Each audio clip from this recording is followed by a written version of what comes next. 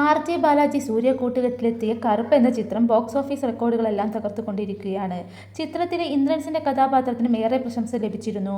Google പേ ചെയ്യാൻ അറിയില്ലെന്ന് ഇന്ദ്രൻസിന്റെ കഥാപാത്രമായ മട്ടാഞ്ചേരി സുകുമാരൻ പറയുന്ന രംഗം തിയേറ്ററിൽ എല്ലാവരുടെയും കണ്ണ് നനയിച്ചിരുന്നു. ഇപ്പോഴിതാ തനിക്ക് ജീവിതത്തിലും ഗൂഗിൾ പേ ചെയ്യാൻ അറിയില്ലെന്ന് പറയുകയാണ് ഇന്ദ്രൻസ്.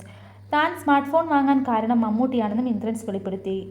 ഇപ്പോഴും എനിക്ക് ഗൂഗിൾ പേ ചെയ്യാൻ അറിയില്ല. സത്യമായിട്ടും എനിക്കറിയില്ല. സ്മാർട്ട് ഫോൺ തന്നെ ഞാൻ ഈ അടുത്തിടെയാണ് വാങ്ങിയത്.